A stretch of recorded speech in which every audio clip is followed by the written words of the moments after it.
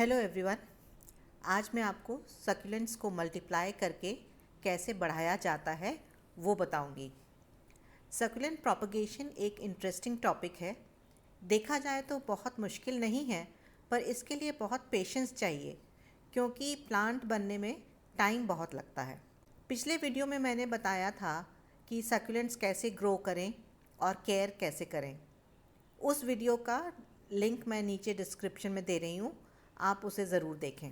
Propagation का मतलब है वो मेथड जिससे हम पेरेंट प्लांट से नए पौधे बना सकते हैं और मल्टीप्लाई कर सकते हैं। वैसे तो प्रोपगेट करने के बहुत से तरीके होते हैं, पर सक्यूलेंट्स के लिए जिन तरीक़ों का हम इस्तेमाल करते हैं उनमें से 3-4 तरीक़ों के बारे में मैं आपको यहाँ बताऊँगी। पहला तरीका है स्टेम कटिंग का। जब कोई सक्यूलेंट प्लांट आपका बहुत लंबा हो जाए, लेगी हो जाए, तो उसका अपीयरेंस ख़राब हो जाता है, तो हम उसको स्टेम से काट के अलग कर सकते हैं और उसकी कट स्टेम से नए रूट ग्रो कर सकते हैं।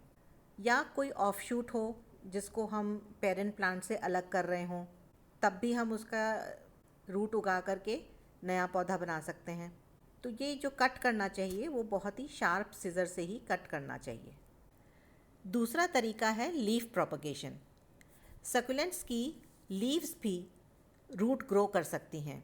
कभी आप देखते होंगे कि सक्यूलेंट प्लांट में से अपने आप ही उसकी पत्ती गिर जाती है, या फिर आपको कहीं से कोई प्लांट मिलता है जिसमें से आप एक लीफ ला सकते हैं, तो लीफ ला करके आप घर पे उसको प्रोपगेट कर सकते हैं। तो जब आप पेरेंट प्लांट से लीफ लेंगे तो ये इंश्योर करिए कि वो बेस ऑफ द प्लांट से हो, टॉप मोस्ट लीफ ना हो, नीचे नीचे वाली लीफ हो और हेल्दी वाली लीफ हो। कोई उसमें सड़न गलन या कोई निशान इस तरीके का कुछ नहीं होना चाहिए। तो पत्ती को आप बेस से पकड़ करके और उसको जेंटली ट्विस्ट करें तो वो लीफ जो है हल्के से प्लांट से अलग हो जाएगी। फिर आप इसका प्रोपगेशन कर सकते हैं। इन दोनों मेथड में स्टेम और लीफ को 3 दिन तक शेड में सूखने रख दें।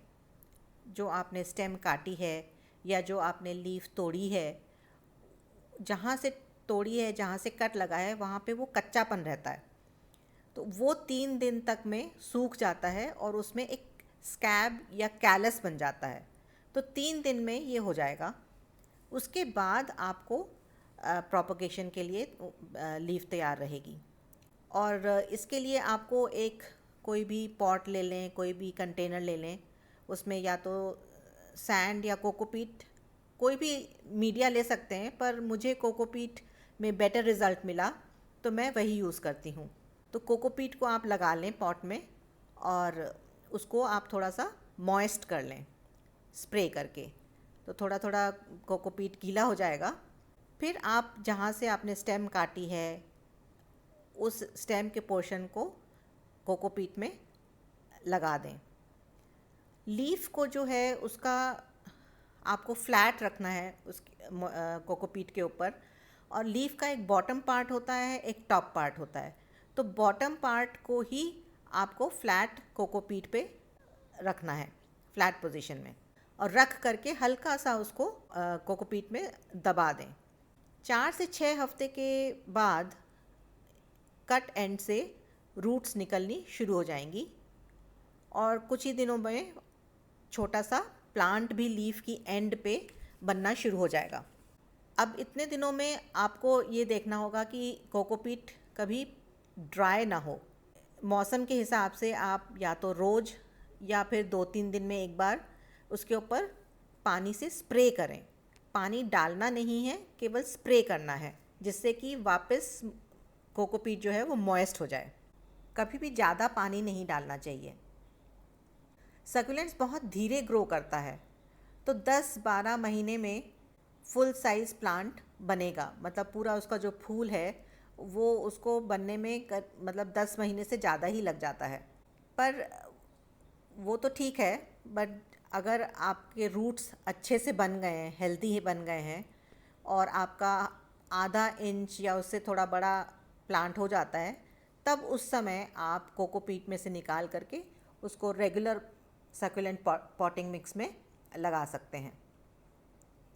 पर ये सारी एक्टिविटी जो है कोकोपीट में लगाने की, ये सब शेड में रख करके करना है, इसको धूप में नहीं रखना है। और जब आपका ट्रांसप्लांट आप कर दें पॉट में, तब उसके बाद उस पॉट में भी रूट जम जाए, 1-2 महीने आप शेड में ही रखें।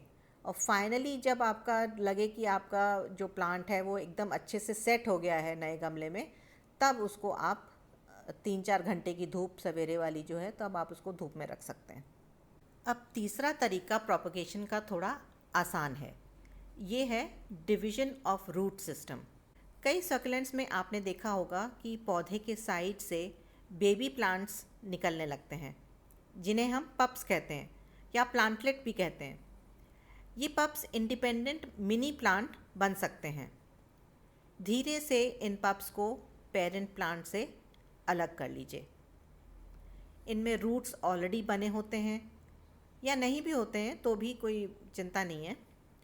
तो फिर इन्हें सक्यूलेंट सॉइल मीडिया में रिपोर्ट कर लीजिए, तो इसके भी नए प्लांट्स बन जाएंगे। पुराने सक्यूलेंट्स में एक से ज़्यादा पप्स भी निकल सकते हैं। इन पप्स को पेरेंट प्लांट से तभी अलग करें जब ये उचित आकार के हो जाएं। मतलब बहुत छोटे छोटे पप्स को अलग ना करें तो बेहतर है, वो पेरेंट प्लांट के संग ही अपना थोड़ा और बढ़ जाएगा तो ठीक रहेगा। फाइनली एक और तरीका प्रोपगेशन का मैं आपको बताती हूँ, जिस पर मैं आजकल प्रयोग कर रही हूँ। बढ़िया बात यह है कि इस मेथड में कोकोपीट की भी ज़रूरत नहीं है। एक ग्लास का कंटेनर लें, उसमें सतह से 2 इंच नीचे तक पानी भरें। फिर कंटेनर को क्लिंग फिल्म से टाइट कवर कर दें। चाकू की मदद से क्लिंग फिल्म में छोटा सा चीरा लगाकर सक्यूलेंट लीफ को उसमें फंसा दें। लीफ का कट पोर्शन पानी से 1 इंच ऊपर होना चाहिए, टच नहीं करना चाहिए। बस अब इस ग्लास कंटेनर को शेड में रख दें। 2-3 हफ्ते में रूट्स निकलने लगेंगी और फिर कुछ दिन बाद छोटे छोटे फूल भी बनने लगेंगे। जब आपको लगे कि रूट्स अच्छे से ग्रो कर चुके हैं, क्योंकि वो आपको ग्लास कंटेनर में से दिख जाएंगे उनके लंबे लंबे रूट्स, तब आप उसको निकाल करके और रेगुलर सक्यूलेंट में सॉइल मिक्स में लगा सकते हैं। तो दोस्तों, आज के वीडियो में प्रोपगेशन ऑफ सक्यूलेंट्स पर मैंने बात करी। अब आप लोग बिना घबराए अपने सक्यूलेंट्स को मल्टीप्लाई करिए। मुझे उम्मीद है इस वीडियो के ज़रिए आप प्रोसेस अच्छे से समझ गए होंगे। हाँ, पूरी जानकारी के लिए सक्यूलेंट्स का पहला भाग भी ज़रूर देखिए, जिसका लिंक मैं नीचे डिस्क्रिप्शन में दे रही हूँ। चलिए एक क्विक रिकैप कर लेते हैं कि सक्यूलेंट्स पार्ट 1 और पार्ट 2 में हमने क्या सीखा। अगर आपको ये वीडियो अच्छा लगा तो प्लीज़ सब्सक्राइब करें और अपने कमेंट्स ज़रूर मुझे भेजें।